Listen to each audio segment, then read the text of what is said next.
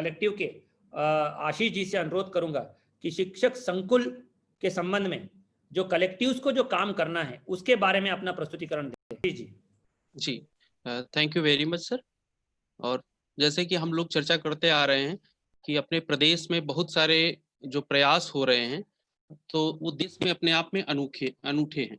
तो कैसे वो हम उनको बच्चों की सीख स्तर को बढ़ाने में कैसे वो हमको मदद करेंगे, और ये जो इतने व्यवस्थित प्रयास हो रहे हैं उनको कैसे हम जमीनी स्तर तक ले जा सकते हैं, उसमें शिक्षक संकुल की भूमिका नींव की है। तो हम लोगों ने बात भी किया है अभी कि कैसे बुनियादी दक्षताएं हासिल करना जरूरी है। तो जिस तरह से दक्षताओं में भी बुनियादी दक्षताएं परिभाषित की गई हैं, ठीक उसी तरह से हम लोग देखते हैं कि हमारी जो ये संरचनात्मक व्यवस्था है उसमें शिक्षक संकुल भी स्कूल के एकदम निकट हैं।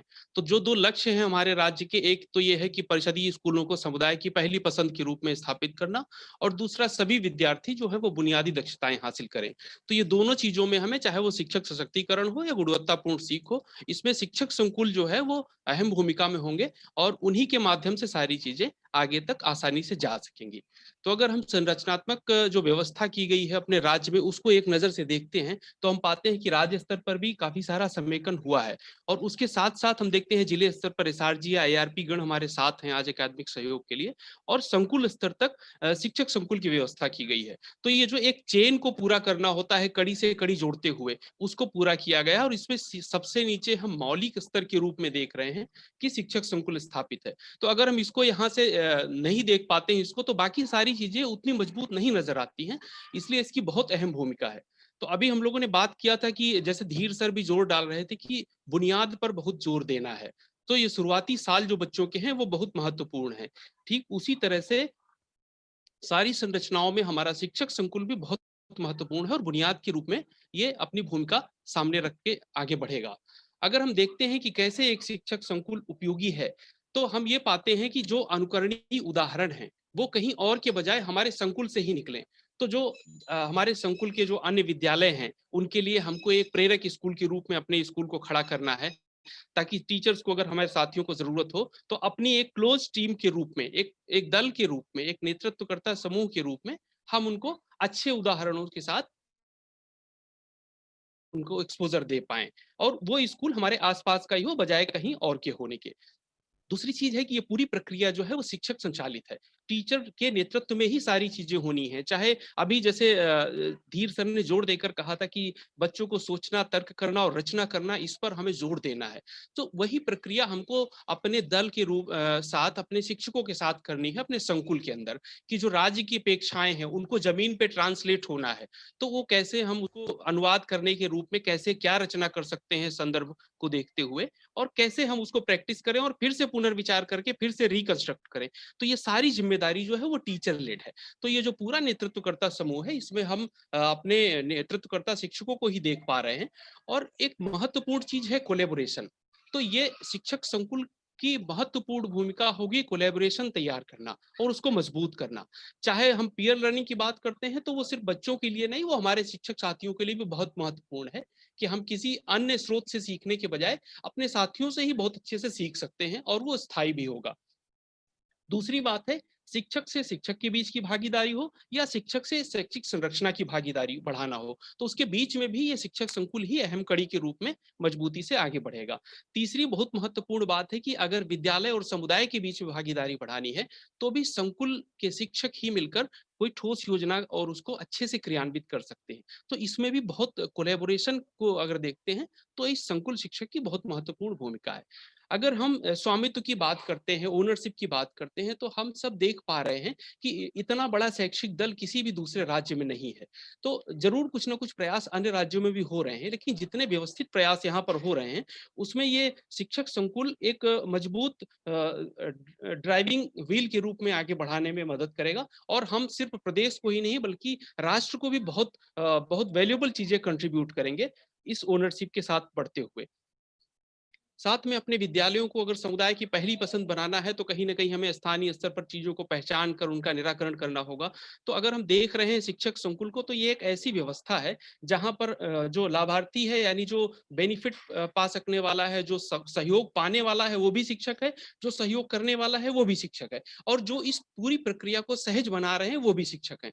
तो इस तरीके से एक टीचर ड्रिवन मॉडल जो है उसको मजबूती देने की कोशिश है, और उसमें शिक्षक संकुल बहुत ही महत्वपूर्ण भूमिका में हमको मिल रहा है। अगर हम देखते हैं कि किस-किस तरीके के सहयोग इसमें इवॉल्व होते रहेंगे, कैसे विकसित होते आएँगे, तो एक तो हम, जैसे अभी सर ने भी बताया, उस पर बहुत जोर दिया है कि कोलैबोरेटिव स्पेस है, कि एक ऐसी संरचना है जहाँ हम सामान्य सहयोग की हम आपको मदद करेंगे वैसा नहीं है। चूँकि हम एक संकुल के अंदर हैं, तो अपने 10-15 स्कूलों की खासियतों को, उनकी ज़रूरतों को, सामुदायिक भागीदारी के स्तर को, शिक्षकों की आवश्यकताओं को, सबको अच्छे से जानते हैं, और तदनुसार हम प्लानिंग कर पाएँगे। तो उसको प्रॉपर तरीके से हम मैप कर पाएँगे अपनी योजना को। दूसरी बात है, लर्निंग आउटकम पर फोकस है, तो राज्य का इतना फोकस है, उसके लिए आप देख रहे हैं तमाम सारा सहयोगी सामग्री और उपकरण हमको उपलब्ध कराया जा रहा है। तो उसको स्कूल पर बच्चों के साथ कैसे इस्तेमाल होना है, उसमें शिक्षकों को जो भी ज़रूरी मार्गदर्शन और सपोर्ट है, उसके लिए हम संकुल स्तर पर ही चीज़ें तैयार करेंगे। एक और महत्वपूर्ण बात है कि हम कॉन्टेक्चुअल रियलिटीज के साथ जो है वो जवाबदेह होंगे, और उसके लिए अपने को तैयार करेंगे। तो एक जो ये समीक्षा चक्र है कि चीजों को करना, फिर उनको अभ्यास करना, फिर उनको शेयर करना और दोहराना, उसको हम संकुल के अंदर करेंगे, ताकि हम आसानी से इसको कर पाए बिना किसी अतिरिक्त संसाधनों के। और ये जैसे मैं फिर से दोहराना चाहता हूँ कि एक ऐसी व्यवस्था है जो टीचर लेड है, वो टीचर के लिए है, टीचर के द्वारा है। तो इस संरचना में हम आगे बढ़ेंगे, तो एक संकुल की जो बैठक होगी, मासिक बैठक, जिसकी अभी चर्चा सर ने भी की थी, वो बहुत महत्वपूर्ण होगी। उसमें ये 4 महत्वपूर्ण अवयव हैं जिन पर हमको ध्यान देना है। रिफ्लेक्शन, कि जब हमारे साथी शिक्षक शेयरिंग करते हैं, उसको महत्व देते हुए उसके आधार पर आगामी चीजें डेवलप होनी है। नए टूल्स विकसित करना हो, चाहे नई गतिविधियां चिन्हित करनी हो, और प्रॉब्लम सॉल्विंग, जो चुनौतियों का निदान है, वो भी संकुल स्तर पर जितने सहजता से हो सकता है, क्योंकि एक स्कूल की चुनौतियों के सबसे निकट की संरचना संकुल है। तो जब हम संकुल स्तर पर उसका निदान खोजते हैं, तो वो बहुत ही सहज होता है और बहुत प्रासंगिक होता है। तो वो होगा, और ये तीनों चीजें मिलकर इस संरचना को मजबूत करेंगी, एनरिच करेंगी, ताकि फिर से हम उसकी शेयरिंग कर सकें और आगे उपकरण तैयार करने में योगदान दे सकें। यहाँ पर अगर हम देखते हैं कि किस तरीके से महत्वपूर्ण है इस पूरी संरचना के लिए शिक्षक संकुल, तो वही चीजें हैं, मैं उनको सिर्फ एक बार हाईलाइट करना चाहता हूँ कि हर स्कूल पर हमें अकादमिक सहयोग उपलब्ध कराना है। उसके लिए सबसे निकटतम संरचना है हमारा शिक्षक संकुल। दूसरा महत्वपूर्ण चीज है कि जितना भी हम लोगों ने ये शैक्षिक सपोर्ट नेटवर्क तैयार किया है, स्ट्रक्चर है, उसकी मौलिक इकाई है, बुनियादी इकाई है। तो ये इम्प्लीमेंटेशन के सबसे निकट है। तो इसलिए सबसे अच्छे से उन चीज को लागू करना और उनका अवलोकन करना, ताकि वो प्रभावी हैं, कि जहां नहीं प्रभावी हैं उनमें फिर से रिविजिट किया जा सके। और एक और महत्वपूर्ण चीज है कि जो स्टेट का विजन है, उसके कॉन्टेक्स्ट में संकुल स्तरीय योजना, ताकि वो स्कूल स्तर तक लागू हो सके, और पूरी तरह से ये टीचर ड्रिवन है। तो यहाँ अगर हम देखते हैं कि हम लोगों के जो अनुभव रहे हैं शिक्षकों के साथ मिलकर आगे बढ़ने के, वो बहुत ही मजबूत रहे हैं। देखते हैं कि एक संकुल के जो 10, 15, 20 स्कूल हैं, उनकी प्राथमिकताएं बहुत मेल खाती हैं। वो भौगोलिक रूप से बहुत भिन्न नहीं होते हैं, सांस्कृतिक रूप से भी बहुत मिलते जुलते हैं। तो वहां पर जो चीजें तय होती हैं उन 15-20 स्कूलों के लिए, वो सबसे ज्यादा उपयुक्त होती है। तो राज्य के जो विजन को कैसे वहां पर हमें स्थापित करना है, उसका सबसे अच्छा प्लान हो सकता है। दूसरी बात, जो विभिन्न तरह के सहयोग और भागीदारी हम लोगों ने की, चाहे वो अलग-अलग खेल हो, उनके पाठ्यक्रम से कैसे जोड़ना है, चाहे विभिन्न दक्षताओं के लिए जो गतिविधियाँ आयोजित कराते हैं, उनको पाठ्यक्रम से और लर्निंग आउटकम से कैसे जोड़ना है। मिशन प्रेरणा के जो गोल्स हम लोगों ने तय किए हैं, जो लक्ष्य तय किए हैं, उनको हासिल करने के लिए स्थानीय सहयोग क्या लिया जा सकता है, ये सारा कुछ हम लोग संकुल स्तर पर सबसे मजबूत तरीके से तैयार कर सकते हैं।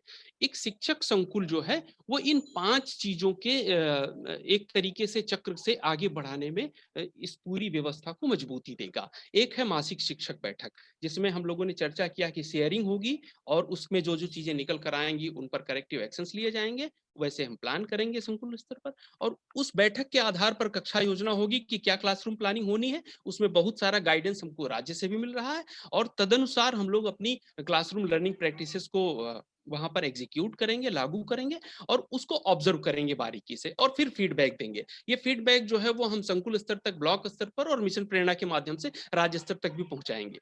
तो हम सब लोग इससे परिचित हैं कि शोध में भी इस चीज को जो है बहुत सराहा गया है और पाया गया है कि अगर शिक्षकों के बीच में प्रोफेशनल डेवलपमेंट होता है तो ये सबसे तेजी से बच्चों की सीख को प्रभावित करता है। सो इस महत्व को हमको जरूर देखना है।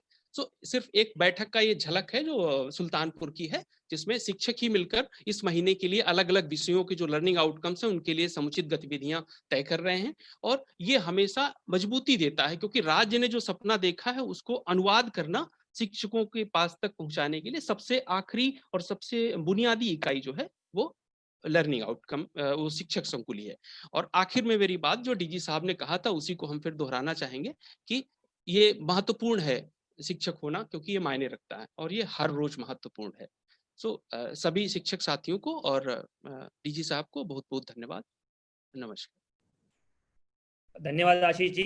बिल्कुल बहुत ही उपयोगी आपका प्रेजेंटेशन रहा, जिसमें शिक्षक संकुल की क्या क्या गतिविधियां हो सकती हैं और शिक्षक संकुल के सदस्यों द्वारा क्या क्या नेतृत्व प्रदान किया जा सकता है, किन गतिविधियों को अपने नेतृत्व में संचालित किया जा सकता है, ये आपने बताया। मैं पुनः अपने प्रेजेंटेशन की ओर आपका ध्यान आकर्षित करना चाहूँगा कि अभी शिक्षक संकुल की क्या भूमिका हमने निर्धारित किया है। बहुत डिटेल में अभी आपके पास एक निर्देश जा रहा है, जिसके तहत आप लोगों को क्या करना है। आप दिन में सिर्फ 15 मिनट जो सामग्री आपको पहुंचाई जाती है व्हाट्सएप के माध्यम से, आपको अपने संकुल में जितने भी स्कूल्स हैं, सहायक अध्यापक, प्रधानाध्यापक हैं, उनसे शेयर करना है। अपने एसआरजी और एआरपी के साथ एक नज़दीकी रिश्ता बनाना है, समन्वय बनाना है। जो यहाँ से निर्देश जा रहे हैं, यहाँ से अपेक्षाएं की जा रही हैं, यहाँ से सामग्री पहुंचाई जा रही है, वो नीचे तक पहुंचे और वहाँ का फीडबैक ऊपर तक पहुंच जाए और समस्याओं का निराकरण भी हो जाए। सुझाव और आपत्तियां जो हैं, समस्याएं जो, वो एक दूसरे से शेयर हो जाएं। उसमें एक बीच की कड़ी आप बनेंगे। इसमें हमने पहले व्यवस्था देखी थी एनपीआरसी में, वहाँ पे अच्छी व्यवस्था नहीं थी। गैर शैक्षणिक कार्यों में ज़्यादा रुचि लिया जा रहा था, इसलिए वो व्यवस्था खत्म की गई थी। और अभी आपको सिर्फ शैक्षणिक कार्यों के लिए जिम्मेदारी दी जा रही है, अधिकृत किया जा रहा है। और ये क्योंकि नई व्यवस्था है, शुरुआत में कोई कठिनाई रहती है। किसी भी नई व्यवस्था में चेंज मैनेजमेंट में कोई ना कोई समस्या जरूर रहती है, और उसमें स्वामित्व लेने में और समुदाय को अपनाने में भी काफ़ी कठिनाई रहती है। लेकिन हमारा यहाँ से दृष्टिकोण क्लियर है। हमने स्पष्ट रूप से आप लोगों को अधिकृत किया है, बीएसएस को निर्देशित किया है कि हर महीने आपका एक ऑनलाइन सेशन कंडक्ट किया जाए। आपको वहाँ पे महीने में एक बैठक लेनी है और प्रत्येक दिन करीब 15-20 मिनट इसमें अपने साथियों के साथ समय बिताना है और आपको वहाँ नेतृत्व देना है। इसलिए हमने जानबूझ के 5 लोगों को सिलेक्ट किया है न्याय पंचायत की, ताकि अच्छी खासी टीम बन जाए। वहाँ पे आपस में टीम में काम करने में एक बहुत आनंद मिलता है, बहुत बड़ी पूंजी उभर के आती है और वहाँ आपके नेतृत्व में बहुत क्रांतिकारी परिणाम आते हैं। और आपको ये क्षण, ये समय कि इस योजना का हिस्सा है, वो जिंदगी भर याद रहेगा कि इतने बड़े परिवर्तन का आपने उसमें एक चेंज लीडर्स के रूप में वहां उभर के आए थे। तो कृपया अपनी भूमिका इसको स्पष्ट रूप से समझ लें। तो सबसे पहले तो आपको प्रयास करना है कि अपने विद्यालय को एक डेमोन्स्ट्रेशन स्कूल के रूप में, एक आदर्श विद्यालय के रूप में, चाहे वो मूलभूत सुविधाओं के विषय में हो, जहां ग्राम पंचायत से आप सहयोग लेना है कायाकल्प में, और जहां समस्या है तो हायर लेवल पे बीडीओ, एडीओ या बीईओ को बताना है, या उससे भी ऊपर जाके बताना है, फोन करके बताना है। और साथ साथ लर्निंग आउटकम्स में, मिशन प्रेरणा में जो भी रूपरेखा दे, अपने स्कूल को एक आदर्श विद्यालय के रूप में, डेमोन्स्ट्रेशन स्कूल के रूप में विकसित करना है। जैसे मैंने कहा कि जो भी सूचनाएं यहाँ से जा रही हैं वो धरातल पे पहुंच जाएं, समय से पहुंच जाएं, उसका अनुश्रवण हो जाए, उनका समयबद्धता के आधार पर, उनके कार्य की आकस्मिकता के आधार पर, कार्य की महत्ता के आधार पर वहाँ पे क्लासरूम में लागू किया जाए। और वहाँ की समस्याएं, गतिविधियां और अच्छे प्रयास हम तो चाहेंगे, हमने निर्देशित किया है जिलाधिकारी और सीडीओस को कि अपने सूचना तंत्र का प्रयोग करें, और जहां जहां टीचर्स की अच्छी कहानियां, सफलता की कहानियां आती हैं, वो न्यूज़पेपर के हेडलाइंस बन जाएं, कहानियां बन जाएं। आप जैसे अच्छे शिक्षकों की कहानियां ही बनना चाहिए। जैसे आशीष जी ने कहा शिक्षक मायने रखते हैं, मैं तो मानता हूं शिक्षक राष्ट्र निर्माता हैं, समाज निर्माता हैं।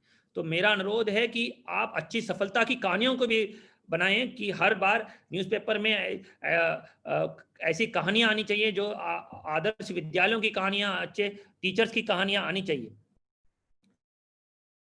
जो पैटर्न आप निरंतर करते रहेंगे अपने छात्रों के साथ, वो ऑनलाइन हो जाए। महीने में एक बार, अभी तो कोविड के कारण आप ऑनलाइन मीटिंग कराइए, लेकिन बाद में जब कोविड सिचुएशन ईज आउट हो जाएगा, सोशल डिस्टेंस का प्रोटोकॉल खत्म हो जाएगा, तब आप इन पर्सन मीटिंग्स करके, जैसे अभी आशीष जी के प्रेजेंटेशन में दिखाया गया है, जहां कलेक्टिव बैठ के रणनीति तय करते हैं अगले माह के, उसमें अपने सुझाव, अपने अनुभवों को शेयर करते हैं, और स्टेट के जो निर्देश हैं, स्टेट के जो रूपरेखा है, स्टेट के जो गाइडलाइंस हैं, उसके बारे में चर्चा होती है। वैसे कलेक्टिव मीटिंग्स इसमें कराएं तो बहुत अच्छा माहौल और वहाँ वातावरण मिलेगा, और उससे बहुत सकारात्मक परिणाम भी प्राप्त होंगे।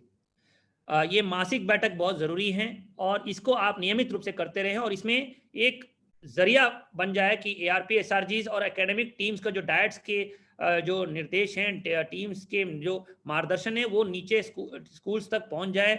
हम चाहेंगे कि सोनभद्र के कोने के गांव से लेके, बलिया से सबसे दुरुस्त गांव से लेके, यहाँ गाजियाबाद के सबसे रिमोट गांव से लेके सभी जगह पे हमारे शिक्षक संकुल की कहानियां, हमारे शिक्षक संकुल के साथियों की कहानियां यहाँ तक खबर पहुंचे कि ये कौन सी टीम आपने बनाई है, कौन सी टीम आपने सृजित की है, जो हमारा इतने अच्छा मेंटरिंग कर रहे हैं, इतने अच्छे हमारे हैंड होल्डिंग कर रहे हैं, और इतने अच्छा रिश्ता ARPs, SRGs और शिक्षक संकुल और टीचर्स के बीच में बन जाए, जिससे क्रांतिकारी परिणाम क्लासरूम में आए। टीचर्स को मेंटरिंग और गाइड करना, ये बहुत ही नाजुक रिश्ता है, और अगर एक बार ये रिश्ता बन गया, एक बार आपने उनको अपनी टीम बना ली, तो फिर प्रधानाध्यापक और सहायक अध्यापक आपके लिए उत्कृष्ट प्रदर्शन और कार्य दिखाएंगे। ये मेरा फील्ड का अनुभव भी है।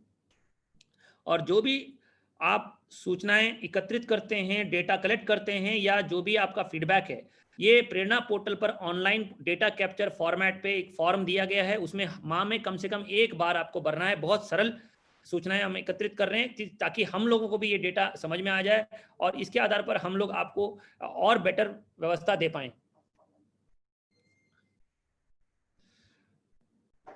जैसे मैंने कहा कि इस पूरे प्रक्रिया में सबसे इम्पॉर्टेंट है कि हम हेडमास्टर्स को एजुकेशन लीडर्स के रूप में और स्कूल लीडर्स के रूप में हम उभरने में मदद करें। सब में बहुत बड़ा इंट्रिंसिक टैलेंट होता है, एक लीडर का होने की क्षमता होती है। अगर आपने वो बात छेड़ दी और उनसे चर्चा, कॉन्वर्सेशन इनिशिएट कर दिया, तो बहुत बड़ा परिणाम प्राप्त होगा। तो उनको थोड़ा अपनी जिम्मेदारियों के बारे में, अपनी क्षमताओं के बारे में थोड़ा एहसास कराना है, और जो स्कूल खुलने के पहले जो भी तैयारी गतिविधियां, प्रिपरेटरी एक्टिविटीज होनी है, ताकि एक परिवर्तित क्लासरूम दिखे, वो आपको उनको साझा करना है। बिना समावेशी शिक्षा के हमारी शिक्षा व्यवस्था हम चलाएंगे तो उसमें कोई सफलता नहीं प्राप्त होगी। तो दिव्यांग बच्चों के लिए और आउट ऑफ स्कूल बच्चों के लिए जो कार्यक्रम हम संचालित करा रहे हैं, उनमें जो उपचारात्मक शिक्षाएं के गतिविधियां उनमें संचालित होनी है, उसको ज़रूर फोकस करें। और जो धनराशि SMC तक पहुंच रही है, जो ब्लॉकों तक पहुंच रही है, वो सही रूप से व्यय हो, चाहे वो कंपोजिट ग्रांट की धनराशि हो, चाहे वो TLM की धनराशि हो, चाहे वो कायाकल्प के लिए जो धनराशि व्यवस्था की गई है, चाहे वो यूनिफॉर्म और टेक्स्ट बुक के लिए व्यवस्था दी हो, चाहे वो MDM की धनराशि हो, सारी धनराशि का सही हितकारी कामों में व्यय हो, ये हमें सुनिश्चित करना है। और सामुदायिक सहभागिता के लिए जो पेरेंट टीचर मीटिंग का रूपरेखा हमने दी है, स्कूल मैनेजमेंट कमेटीज की नियमित बैठकों की व्यवस्था हमने दी है, वो होना बहुत ज़रूरी है। समुदाय को जोड़ना बहुत ज़रूरी है। बिना समुदाय के सहयोग से हम वहाँ संभव नहीं कर पाएंगे, हम सफलताएं नहीं प्राप्त करेंगे। जो इतिहास है हमारे देश की, चाहे वो स्वतंत्रता संग्राम से लेके स्वच्छ भारत मिशन से, जब भी समुदाय को हमने जोड़ा है, तो हमारी योजनाओं में, व्यवहार परिवर्तन में, परिणामों में, और भौगोलिक और वित्तीय प्रगतियों में हमने बेहतर परिणाम प्राप्त किए हैं। जो रीडिंग का एक हैबिट जो बनाना है, वो हमें कोशिश करनी है कि हमारे जैसे लाइब्रेरी की किताबें जा रही हैं, रीडिंग बुक्स जा रहे हैं, ग्रेडेड बुक्स जा रहे हैं, उसको 100% हम लोग उपयोग करा सकें, और रीडिंग की हैबिट हमें करा लें। जैसे पहली कक्षा है, उसमें उपचारात्मक शिक्षा के लिए ही हम लोग आरक्षित रखें। टीचर डायरी का नियमित रूप से हम अनुश्रवण करें, और खेल उपकरण के लिए जो धनराशि गई थी, उन खेल उपकरणों का जनउपयोगी बनाते हुए खेल पीरियड में करें, और उनको एक सामान्य परिवेश से जोड़ते हुए, अपने परिवेश में जो भी और एक्सपोजर विजिट्स हो सकते हैं, जो समुदाय के साथ मिलकर गतिविधियां हो सकती हैं, वो ज़रूर करें ताकि बच्चों को स्कूल आने में और स्कूल में पढ़ने में बहुत सारा आनंद भी प्राप्त हो और नवाचार भी उसमें होता रहे। जो समस्त हमारे कर्ण शिक्षा अधिकारियों ने ERP के साथ मिलते ब्लॉक लेवल के एक 35 बिंदु के योजना क्रिएट की है मिशन प्रेरणा के लिए। इसका अनुश्रवण नियमित रूप से ARP SRG द्वारा किया जाए और डैशबोर्ड्स जो दिए गए हैं, पूरा विभाग डेटा ड्रिवन मॉनिटरिंग से होना चाहिए। हम तो हमेशा ये कहते हैं कि भगवान है, उसके बाद डेटा है। तो जो भी डेटा आपको मिल रहा है, चाहे वो कहीं रेमेडियल पीरियड नहीं चल रहा है, कहीं लाइब्रेरी पीरियड नहीं चल रहा है, कहीं शिक्षकों की उपस्थिति अच्छी नहीं है, कहीं बच्चों की उपस्थिति अच्छी नहीं है, कहीं वहाँ पे हमारे आधारशिला ध्यानाकर्षण शिक्षण संग्रह का उपयोग नहीं हो रहा है, ये सपोर्टिव सुपरविजन डेटा आ रहा है, ये आपका शिक्षक संकुल द्वारा फीडबैक आ रहा है, ये सब डेटा सक्षम स्तर पर एस्केलेशन हो जाए, वहाँ सुधारात्मक कार्रवाइयाँ हो जाए, हस्तक्षेप हो जाए और real time target innovation, data driven monitoring में आपको बहुत मजा आएगा। मैं SRG ERP से अनुरोध करूंगा स्वयं इसको खोल कर देखें। हमारे DCMIS और सभी के साथ बैठ के सीखें, बहुत बार इनको प्रशिक्षण किया गया है, उसको आप एनालिसिस करें और जिलाधिकारियों की बैठकों में, CDOs की बैठकों में, BSS साहब की बैठक में, ब्लॉक लेवल की बैठकों में और आपके डायट्स की बैठकों में इसमें साझा करें। और इसमें डेटा ड्रिवन मॉनिटरिंग में एक विशेष आनंद है और इसमें बहुत कम समय में बहुत अच्छे परिणाम प्राप्त होते हैं। तो कृपया करके इसमें करें। मैंने ये BOs को निर्देशित किया है कि ARPs और BOs के बीच में अच्छा रिश्ता होना चाहिए, वहाँ उनके लिए व्यवस्था होनी चाहिए। कृपया करके आपस में रिश्ता बनाएं। आपस में विरोधाभास रहेगा तो कोई नहीं जीतता है, लेकिन आपस में सामंजस्य बन जाता है तो इतनी अच्छी उपलब्धियां होती हैं कि फिर ब्लॉक को प्रेरक ब्लॉक या आपके जनपद को प्रेरक जनपद बनाने से कोई नहीं रोक पाएगा। तो कृपया करके इसको समझ लें। जैसे अभी मैं कमेंट्स देख रहा हूँ, इसमें करीब 32,000 से ज़्यादा टीचर जुड़े हुए हैं और उनसे ज़्यादातर पॉजिटिव कमेंट्स ही आ रहे हैं। एक जिज्ञासा व्यक्त की जा रही है कि इसको क्रियान्वित कैसे करें। जैसे कि मैंने और आशीष जी ने अभी बताया कि क्या आपकी रूपरेखा क्या रहेगी, किस तरह करना है। जैसे 15 मिनट प्रत्येक दिन इसमें बिताना है, जो भी सामग्री ऊपर से आ रही है, जो भी निर्देश आ रहे हैं उसको स्कूल लेवल तक साझा करना है। महीने में एक बार नियमित रूप से बैठक करना है, कम से कम एक बार, एक से ज़्यादा होगा तो और अच्छा है। टीचर्स में एक माहौल बनाना है आपस में सीखने का, आपस में अगर कोई अच्छा काम कर रहा है तो उसको बढ़ावा देना चाहिए, उससे हमें सीखना चाहिए, उसको अंगीकृत करना चाहिए। अगर कोई गलत दिशा में जा रहा है तो उसको हमें टोकना भी चाहिए और बताना चाहिए कि सही रास्ते में आ जाएं। और एक दूसरे का एक पीयर ग्रुप और उसका आनंद हमें लेना चाहिए। और जहां भी कोई ज़रूरत है तो हमने स्पष्ट निर्देश दिए हैं जिला प्रशासन को और शिक्षा प्रशासन को कि हर स्तर पे आपकी सुनवाई होगी, आपका ख्याल रखा जाएगा, आपके लिए जो इंसेंटिव सिस्टम्स और मैकेनिज्म बनाया गया उसका 100% आपको लाभ मिलेगा। और कहीं पे अगर दिक्कत आती है तो हम लोग हमेशा उपलब्ध हैं आपकी सुनवाई करने के लिए। सहयोगात्मक पर्यवेक्षण हमारा मुख्य गतिविधि है, पवित्र गतिविधि है, इसको कहीं भी कलंकित मत होने दीजिएगा। मेरा अनुरोध है कि जहां भी खबरें मिलें, आपके काम पे गर्व महसूस हो, टीचर्स को, हम सबको गर्व महसूस हो, ऐसा एक काम आप करके हमें प्रदर्शित करिए जो पूरी टीम साथ में जीतेगी। अगर कहीं पे भी एक जगह भी उंगली उठ जाती है, कलंक लग जाता है तो पूरे टीम पे दब्बा लग जाता है। तो ऐसा काम करें जिसमें एक दूसरे पे हमें बहुत गर्व महसूस हो। शिक्षक संकुल के लिए और SRG ERPs के लिए सितंबर का की परफॉर्मेंस इंडिकेटर्स हमने जारी किया था, आपको व्हाट्सएप ग्रुप से शेयर किया है। कृपया करके इन इंडिकेटर्स को भलीभांति अध्ययन करें और अपने उस माह के जो भी इंडिकेटर्स हैं उसको 100% कर लें। हर माह अगर इसी तरह इंडिकेटर्स के सापेक्ष हम लोग अपना अनुपालन कराते रहेंगे, 100% प्रगति दिखाते रहेंगे, लक्ष्य प्राप्त करते रहेंगे, तो किसी भी ताकत से हमें रोका नहीं जा सकेगा। और ये बहुत जल्दी मिशन प्रेरणा की छाप क्लासरूम में दिख जाएगी और क्लासरूम एक परिवर्तित क्लासरूम